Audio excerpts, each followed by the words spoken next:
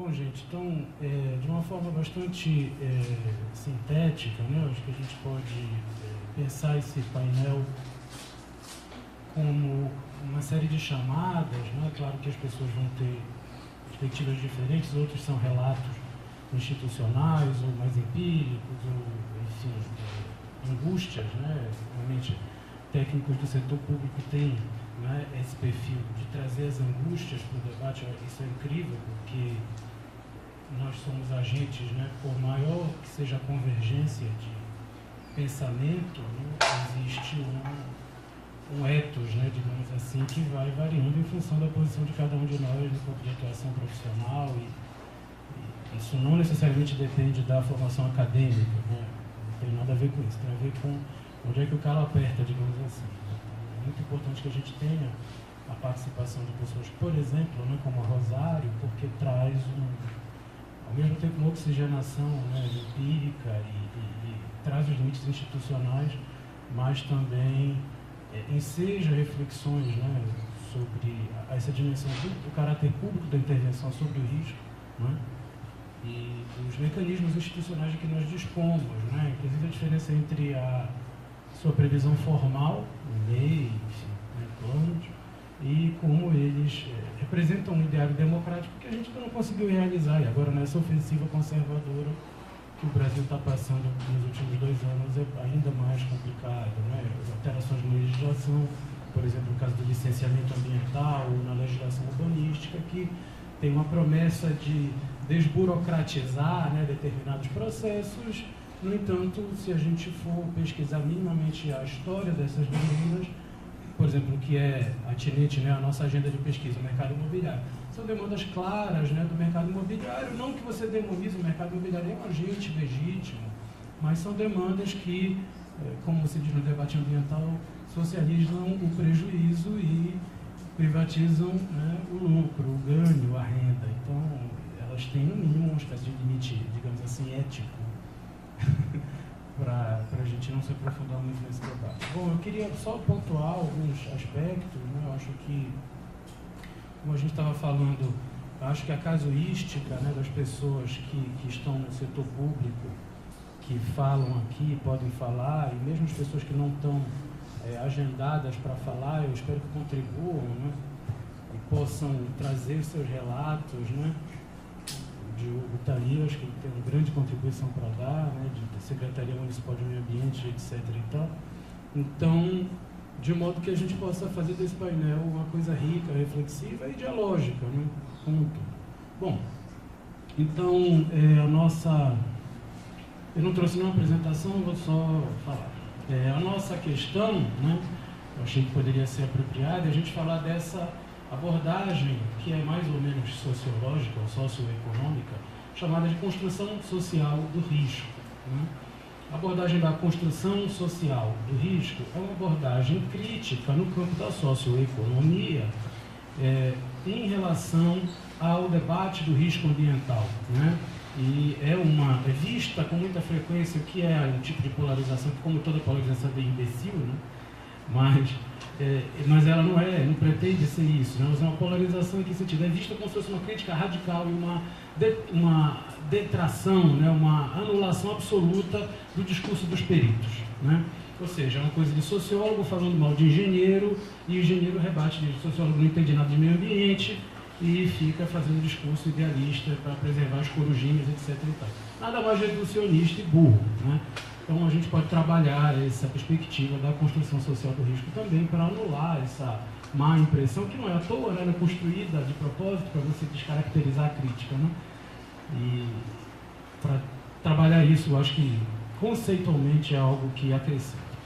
A perspectiva da construção social do risco tem uma centralidade muito grande numa antropóloga norte-americana chamada Mary Douglas, e que trabalhou, por exemplo, nos anos 70 e nos anos 80, determinadas categorias relativas ao risco tecnológico e ambiental, né? Sem falar no Ulrich Beck e outros autores que são importantes, mas eu queria me concentrar inicialmente na ideia dela. Mary Douglas é uma antropóloga muito afiliada, né, a uma produção britânica, né, produz nos Estados Unidos, mas enfim, britânica em diversos aspectos, né?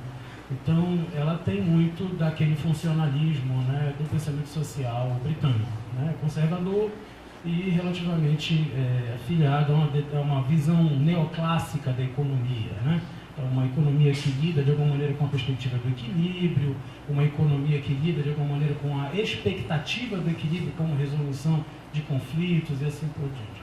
Curiosamente, apesar dela britânica, né, produzida nos Estados Unidos, ter esse viés, ela é bastante crítica tanto às esquerdas, né, quanto às direitas dentro desse debate. Ou seja, ela relatando casos do setor público norte-americano, por exemplo, ela vai fazer uma classificação muito interessante entre alguns mais, digamos assim, consolidados, né, setores, normalmente associados ao chamado discurso dos peritos, os engenheiros, né, e o que ela categoriza, a esquerda, como os sectários. Né? É muito interessante. Na verdade, não são dois polos, ela estabelece em 4, né, matizes, então não vai colocar a esquerda versus a direita. Ah, mas isso não existe dentro do órgão público. Existe, óbvio que existe, é óbvio. E as formações acadêmicas, elas também pendem para esse lado. Aqui, por exemplo, na Faculdade de Arquitetura e Urbanismo, nós vivemos, como toda profissão liberal, né, uma concepção de mundo, de intervenção sobre a realidade material de direita, né, uma intervenção conservadora, de alguma maneira, de centro-direita, né, liberal, né, que permite que haja direitos sociais, discute, né, a agenda da redução da desigualdade, mas não mexe estruturalmente com os sistemas. Né, essa é uma visão, enfim, hegemônica, que é da nossa sociedade como um todo. Então, a perspectiva de autores como Mary Douglas vai estabelecer essa tensão, que não é preto versus branco, né? Não é oposto de opostos, tem coisas no meio entre os peritos e os sectários, né, de uma forma bastante interessante. Ela vai estabelecer uma crítica a partir da própria construção de risco. Né? Vocês vão ouvir isso muito, já devem ter ouvido, vão acabar ouvindo até cansar, mas como eu cheguei agora, eu vou ter que falar também, mas aí peço desculpas pela repetição. Né? A ideia do risco como algo probabilístico, né? Ou seja, alagou a cidade, né? Um morro deslizou, né? Houve erosão, processo erosivo, um processo de deslizamento de terra, de ruptura de encosta, houve deposição de resíduo tóxico de indústria em algum lugar. Então, uma determinada população foi penalizada, um determinado setor da economia foi impactado, um determinado tipo de infraestrutura urbana foi impactada, se degradou, rompeu o pavimento, destruiu edificações, coisas desse tipo. A gente acaba trazendo uma casuística mais urbana porque, enfim, o que a gente tem mais familiaridade, mas isso não significa que isso seja mais importante do que outro, né? Então, esse tipo de evento, genericamente classificado como risco, né, e alguns não são eventos de risco, mas enfim, risco como fato, digamos assim, em geral, né, com uma certa existência material, destruiu alguma coisa, alterou algum processo, é também frequentemente associado a uma dimensão probabilística de acontecer. Né? E a perspectiva da construção social do risco tem como pauta, uma das coisas centrais é desconstruir a ideia probabilística do risco ambiental, ou seja, não acontece por acaso e não acontece de forma indeterminada. Acontece em localizações que são habitadas por populações de mais alta vulnerabilidade. Né? Ou seja, o risco, nessa perspectiva construtivista, ele é destituído fortemente dessa dimensão probabilística. Né? Ele não se constitui no improvável, ele se constitui em elementos estruturais da produção da desigualdade no território e nas formas de reprodução social, que as pessoas fazem para comer, para se vestir, para trabalhar, enfim. Né? Então, uma das ideias da construção social do risco é destituir essa dimensão probabilística, do azar, né? Aquela palavra de origem árabe, né? Que tem todas as digressões, né, sobre o risco ambiental, vão fazer uma espécie de glossário, né? Isso é muito comum, é meio chato também, mas às vezes é necessário. Então, essa ideia do risco como um evento probabilístico e natural é algo que a construção social do risco pretende desconstruir, né, criticar. Então, a ideia de que o risco se associa a processos naturais, intrinsecamente. A cidade alagou, é porque Belém é baixa, Belém é plana e em Belém chove muito. Por isso alaga, inevitavelmente alagará, e é isso aí, e a pessoa que a gente elegeu não tem culpa, quem tem culpa é Deus. Né? Os norte-americanos, né, não são muito bons de piadas deles normalmente são meio sem graça, mas essa é boa. Eles dizem assim, não, eles têm uma expressão maravilhosa que o pessoal do risco ambiental usa, que é blame God, né? Blame God é uma gíria, né? Que é quando você assim, bicho, vai reclamar para o bispo, aquela situação na casa do sem jeito que aconteceu e você não tem a quem apelar, né? E normalmente, ironicamente, né, os teóricos da construção social do risco acionam essa expressão popular para dizer que é muito comum, sobretudo, que o discurso dos peritos mais conservador culpe Deus, né? Ou o prefeito culpe Deus, né? Para a gente usar, digamos assim, uma imagem mais próxima historicamente. Então, num sentido, existe isso, o que tu estava falando, por exemplo, que a Mary Douglas, né, está muito nessa tradição britânica conservadora, porque existe, de alguma maneira, a perspectiva da expectativa do equilíbrio das relações de matéria e energia, das relações entre oferta e demanda, entre produção e consumo, etc. No campo societal e no campo da produção material também, né? Então, a ideia da construção social do risco é relativizar ao extremo essa visão, uma expectativa do equilíbrio como estratégia de resolução de problemas ambientais, socioambientais, urbanístico-ambientais, físico-ambientais no ambiente urbano. Não é exclusividade a aplicação dessa perspectiva no ambiente urbano, né? Nós temos a professora Júlia Guivan na Universidade Federal de Santa Catarina, que é uma pessoa que trabalha isso muito fortemente, né? No campo da agricultura familiar, na relação dela com o agronegócio, né? Tem um trabalho clássico já, né? No caso dos estudos latino-americanos sobre risco. Mas, bom, então, a ideia de desnaturalizar a perspectiva do risco, que não é uma ideia marxista, né? Na verdade, como eu estou tentando ressaltar aqui, né? É uma ideia escrita no mesmo campo disciplinar, no mesmo campo ideológico, no mesmo campo conceitual das perspectivas liberal-burguesas, digamos assim, cientificamente falando, né? Que não é uma ciência com ideologia, é uma ciência com posição, né? Ou seja, é como todas as outras, né? Então, ela é mesmo assim crítica a essa ideia da naturalização do evento de risco. Crítica à ideia do risco como probabilidade improvável, né? Ou seja, ou alguns mais radicais, mais peritos, assim, mais ortodoxos, vão dizer, bom, se é probabilístico, eu consigo fazer um modelo matemático de previsibilidade. E eu consigo estabelecer um parâmetro quantitativo de uso e ocupação do solo. Ou seja, eu digo onde as pessoas não podem ocupar e eu digo qual é o modelo de previsibilidade e de veto à ocupação. Eles não dizem que o veto tem história, ou seja, uma área de morro que não presta para ter favela, não presta para receber investimento público, porque não compensa, não vai arrecadar IPTU, etc. Mas presta para ser grampeada com técnicas caras de engenharia, de consolidação de encostas, para receber um shopping center, uma mansão de alguém rico, ou um condomínio ecológico de casas que tem reuso de água no telhado, coisa do gênero. Ou seja, você tem uma contradição se colocar, né, esses modelos em perspectiva histórica, né? Isso é uma coisa interessante de você analisar. Então, a ideia da construção social do risco, além de criticar e romper o risco como ideia de probabilidade, também critica o risco ambiental, por exemplo, o alagamento das cidades, como um evento fortuito e também como um evento que atinge a todos de forma mais ou menos igualitária, né? Que de alguma maneira aproxima essa percepção do risco da chamada justiça ambiental, uma concepção de ambientalismo mais à esquerda, digamos assim, né? Que não é a mesma da construção social do risco, que é, em geral, mais conservadora, politicamente falando, né? Então, a ideia da construção social do risco, nesse aspecto, ao desconstruir essa visão probabilística e tentar estabelecer uma dimensão relacional do campo do risco, tenta fazer uma análise não necessariamente total ou mais completa, mas uma análise mais complexa do ponto de vista dos agentes, né?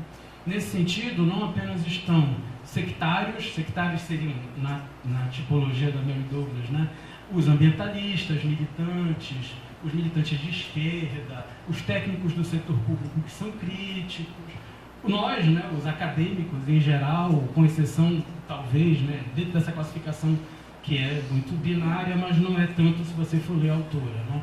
Exceto os engenheiros. Tem uma rinha com os engenheiros, porque, na verdade, alguns desses autores falam engenheiros, e aí, na verdade, podem ser arquitetos, podem ser técnicos de edificações, geógrafos, geólogos, não são engenheiros de fato. São pessoas cuja postura sobre a realidade material do mundo tem a ver com o ambiente construído de alguma maneira, com uma intervenção técnica sobre ele, aplicada, né, de uma concepção científica aplicada. Fala engenheiro, na verdade a gente quer dizer peritos, né?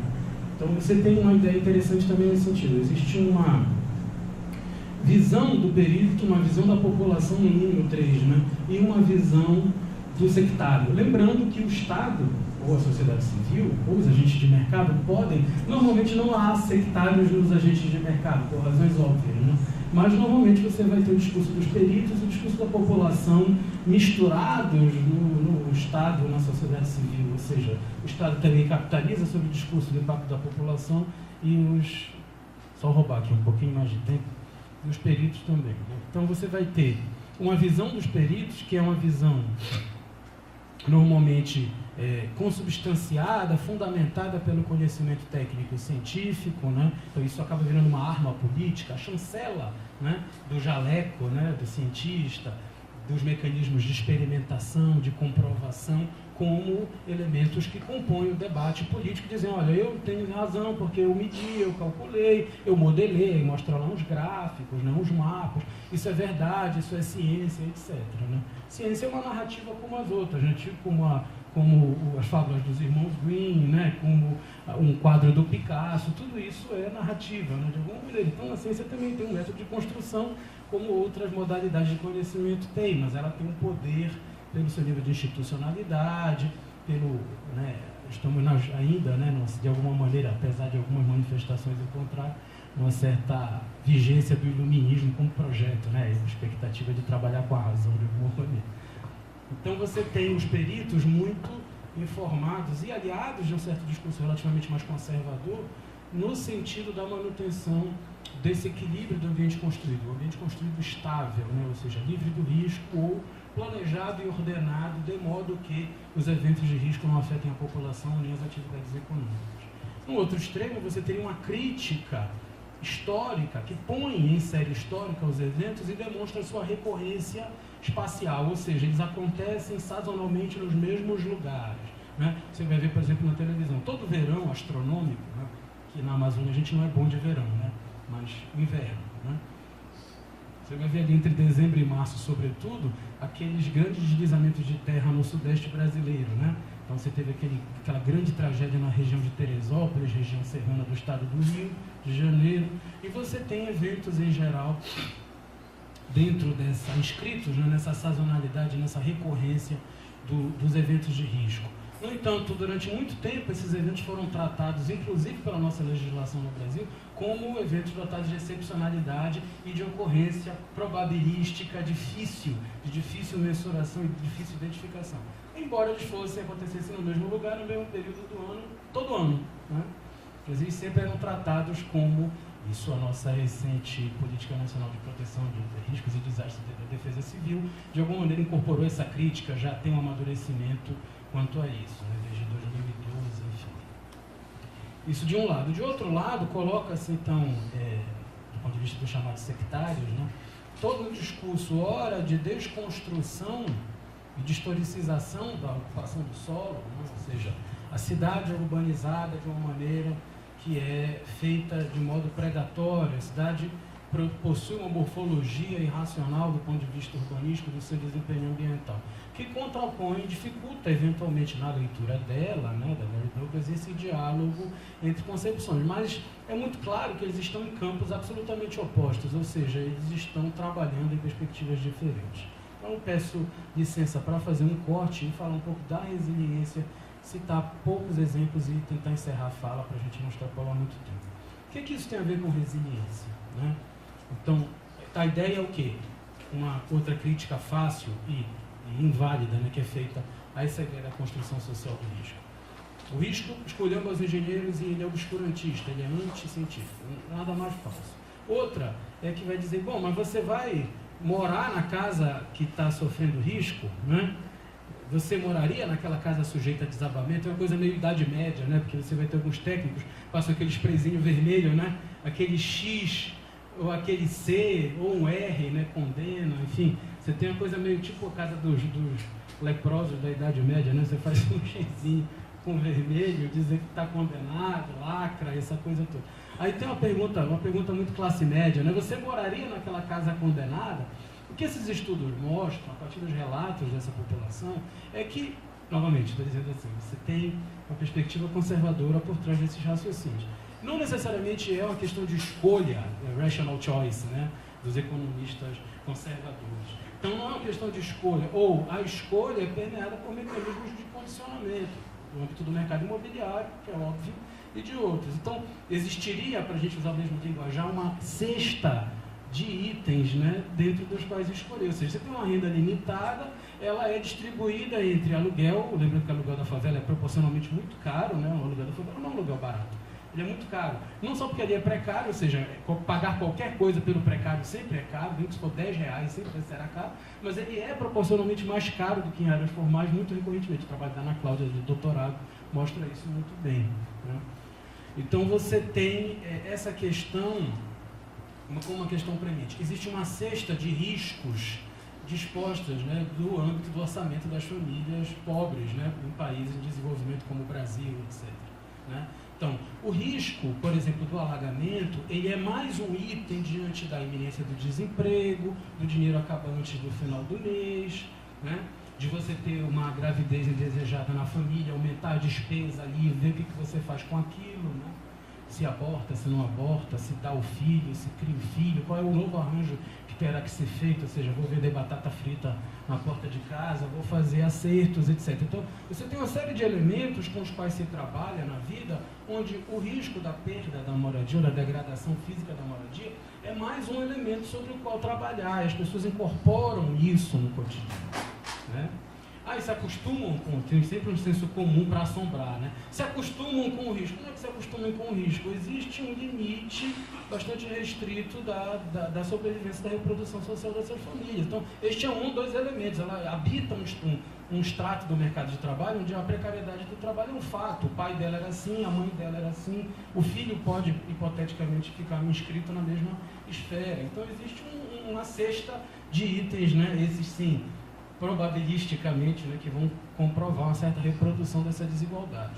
Então você vai ver muito na fala dessas pessoas a ideia da vontade de tirar o pé da lama, o que explica também por que muitas dessas pessoas apoiam prefeitos conservadores, né, porque existe uma esperança redentora associada a elas, né? Por exemplo, o ex-prefeito do Ciomar Costa, quando anunciou 100 projetos de uma forma aventureira, apressada, o projeto Portal da Amazônia e a macrodrenagem da Bacia da Estrada Nova, uma das principais bandeiras dele era a ideia de tirar o pé das pessoas da lama. Isso teve um efeito popular poderosíssimo. Então, de repente, aquela senhora que bate açaí estava abraçando o prefeito. Mal ela sabia que dali a 3 meses ela ia ter que sair de casa, né? Então, existe um mecanismo sutil, né, onde você trabalha essa cosmologia do morador da favela favoravelmente à própria remoção dele, de alguma maneira. Não que ele conheça o ciclo completo exatamente, mas a promessa de tirar o pé da lama, ou seja, existe a necessidade de ler qual é a cosmologia desses moradores, que tipo de visão de mundo eles têm, que ambiente eles habitam, né? Qual a experiência de cidade? Eles transitam pelas áreas estruturadas da cidade com a mesma frequência e mesmo tempo para olhar que nós, né, da classe média? Não necessariamente. Então existe uma visão de mundo, estou falando territorialmente e fisicamente, materialmente falando, a paisagem urbana que essas pessoas experimentam de forma mais intensiva, ela é diferente, substancialmente diferente. Então você teria, inclusive, o apoio a determinadas perspectivas fáceis, redentoras e que são conservadoras, né, a partir dessa promessa, por exemplo, de tirar o pé da lama. Então o pé da lama é uma expressão muito forte nessa população, por exemplo, nossa local, né? As pessoas colocam sofá para pegar sol depois da chuva, porque o sofá tem muita goteira na casa, né? O nível da água sobe e tal. Então você tem um sofá que tem que pegar sol depois da chuva. Você tem pessoas que têm os documentos principais, a certidão de nascimento, a carteira de trabalho, permanentemente embrulhadas em pastas, com sacos plásticos vedados com fita adesiva, de modo que aquilo seja impermeável. Ou seja, outros itens da casa não necessariamente serão, mas você vai ter um conjunto de elementos sempre impermeáveis, de modo que aquilo possa sobreviver a algum evento. Isso é muito comum, né? Você vê isso nos atendimentos, basta você ver algum órgão desse de atendimento popular, né, de assistência social, jurídica, as pessoas chegam com aquele documento todo plastificado, né, um monte de saco plástico, tudo parece assim que é um apego à preservação do documento. Mas também tem a ver com a maneira como se pode preservar o documento naquele tipo de ambiente. Essas pessoas são vivas, né, têm uma vitalidade, disposição para o trabalho, etc. Mas as dificuldades são muito evidentes. Então você tem uma perspectiva por isso que insistindo nessa ideia de cosmologia, uma experiência de terror, uma experiência de assombramento, uma experiência de pânico com a iminência do período de chuvas. Isso é muito comum nas populações de favelas nossas aqui, né? O período chuvoso ele é temido, ele é receoso.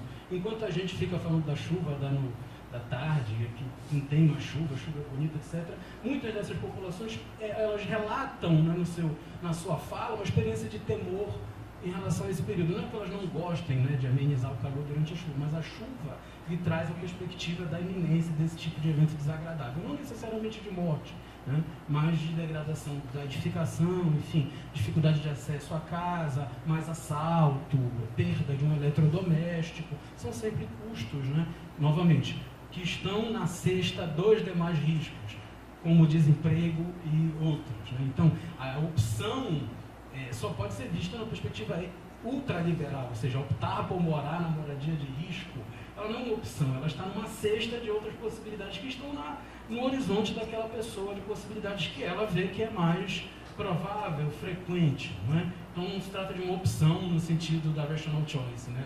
No sentido da escolha.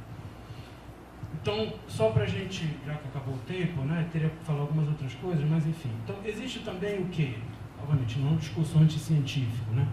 Dentro dessa discussão da perspectiva da construção social do risco, é reservado, o Otávio deve falar bastante disso, né, um papel dos saberes populares, digamos assim, né? E saber popular parece assim, um saber adjetivado que é menos legítimo do que o livresco, né? Mas assim, dos saberes não totalmente codificados, dessas ciências populares em geral, né? Vários famosos casos de mapeamento, identificação de alarmes territoriais dos eventos de risco, de sinalizações, né, que populações de várzea e populações moradoras de favela, em geral de origem interiorana, possuem, né, porque possuem aquela mancha de líquen na parede de alguma edificação, num muro de um terreno baldio ou num poste, porque houve determinado registro, determinado tipo de ruído. Moradores do Sudeste brasileiro dizem assim, o morro rosna, né? Então, na verdade, eles ouvem determinado tipo de fenômeno que parece como se fosse uma tromba d'água, só que é uma calha de drenagem de concreto. Mas o morro rosna significa que eles começam a identificar em determinado período do ano alguns eventos sensíveis, né? Audição, visão, olfato, às vezes, que indicam que está próximo um evento de deslizamento de terra ou coisa do gênero. Então, existem saberes populares que são formas de alarme diferentes desse SMS, que hoje a gente pode se cadastrar, né? Cadastra o CEP e recebe o SMS para nos avisar que pode chover no local onde a gente mora e tal. Mas, além disso, há mecanismos populares importantes, né? Caboclos e de populações, né, dessas áreas de moradia precária, que são importantes e com os quais se pode aprender, porque eles codificam esse saber. E aí, só para finalizar, a gente citando a ideia de resiliência, né? Muito desse debate no campo ambiental tem a ver com a agenda que a ONU, seu braço ambiental, né, divulga mundialmente, né? E assim foi com a ideia de sustentabilidade, com a ideia do risco como algo a ser combatido, né? E depois com a ideia da resiliência. Não basta a gente fazer a crítica só atribuindo isso tudo como moda, né? Tratar a sustentabilidade como moda ou tratar a resiliência como moda. Isso é insuficiente, né? Na verdade, a gente tem que talvez discutir dentro do campo desses conceitos de modo a trabalhar com eles. E uma queixa, novamente, o diálogo entre, né, a visão social e econômica conservadora e uma visão, digamos assim, mais crítica, não necessariamente marxista, mas crítica, né? É dizer que essas visões da construção social do risco ou da justiça ambiental carecem de instrumentalidade para intervenção técnica e material no território. Ou seja, vocês ficam aí só criticando, você não propõe nada, né? É uma crítica fácil, que também não faz sentido porque todas propõem, né? Mesmo que seja a Mary Douglas, que é mais conservadora, ela desqualifica essas visões mais da Deep Ecology, por exemplo, né? Vai dizer que eles são os sectários dos sectários, que eles ficam lá num mundo, uma espécie de bolha nihilista, né? Ela vai dizer que os sectários são nihilistas, no sentido de estabelecer que, se não for um mundo absolutamente refeito nas suas formas de viver, fazer e produzir, não presta, no sentido de que manterá as contradições dos modelos anteriores. Mas isso é uma coisa que a gente precisa lê-la, né, para entender o limite, a extensão da crítica dela. Mas a resiliência, muito centralmente importada, digamos assim, do campo das ciências biológicas, tem a ver com essa perspectiva conservadora de naturalização do risco, totalmente, né? O que também tem a ver com a perspectiva conservadora de naturalização da desigualdade no campo da economia, no campo da socioeconomia, né? A ideia de que as sociedades são sociedades de desiguais, onde existe uma certa confusão proposital, semântica entre diferença e desigualdade, né? Então a ideia de que, sendo as sociedades de formigas, aí todo vejo Fantástico, né, não passa domingo, uma sociedade de gorilas, aí tem um gorila grande que dá uma cacetada no gorila pequeno para ele não se meter a besta com ele, tem uma sociedade de formigas, etc, né? Então essa ideia de que exista, isso foi muito comum no século XIX, né, e é comum até hoje, uma transposição literal das lógicas de dominação sociais entre, por exemplo, formigas, ou plantas, ou gorilas, ou moscas, e aos seres humanos, né? Então, essa operação ideológica ela é muito bem sucedida, né, até os dias de hoje, né? Então, você tem, no campo da ideia da resiliência, isso também. Demanda-se, a partir desses documentos oficiais, por exemplo, documentos da Unesco sobre gestão da água, um dos exemplos, resiliência das áreas de maior vulnerabilidade. Resiliência é demandada das áreas dos pobres, né? Então, você demanda resiliência dos pobres, né? Demanda resiliência de territórios e populações habitantes que são mais vulneráveis. Isso é muito interessante, né? Então, a resiliência teria a ver, nessa concepção, que seriam duas, né, com a capacidade de adaptabilidade, ou o retorno a um estado de equilíbrio anterior à perturbação, né, ou, quer dizer, quão capaz aquele sistema, digamos assim, aquele arranjo entre quem vai repor o pavimento, né, quem vai drenar a rua, quem vai atender as famílias, dar um botijão de gás, um colchão para cada uma cesta básica e tal, e tudo vai voltar à normalidade. Isso é uma concepção. É a concepção dos peritos, digamos assim. E outra, que vai trabalhar de uma maneira talvez mais sofisticada, é a capacidade, por exemplo, daquela morfologia urbana de assimilar a perturbação. Se chover muito, aquele assentamento urbano é capaz de absorver e drenar o excesso de chuva, que é natural, Deus deu, e aí você vai culpar Deus e não tem jeito? Então são duas matizes, né, da ideia de resiliência. As duas muito conservadoras, porque afinal de contas a ideia é sempre voltar ao estado de equilíbrio original pré-perturbação. Esse sim colorido, do livre mercado, onde todo mundo compete, e quem luta mais ganha, aquela história furado tudo. Então, em grande parte, né, embora a discussão de resiliência venha sendo apropriada por colegas nossos paisagistas, né, em defesa de uma morfologia urbana que nós chamamos de compreensiva, né, capaz de responder, por exemplo, para falar de uma coisa bem amazônica, aos riscos do alagamento, né, incorpore isso numa agenda da chamada cidade biofílica, né, uma cidade com maior afinidade com a vida.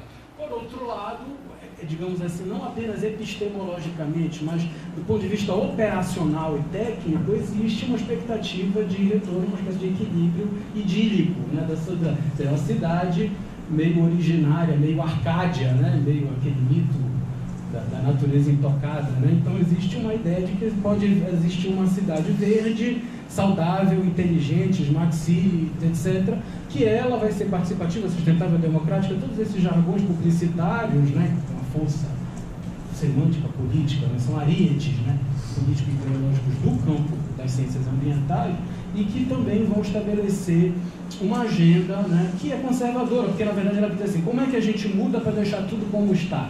Alguns teóricos, né, dizem que é uma velha máxima da política econômica brasileira, né?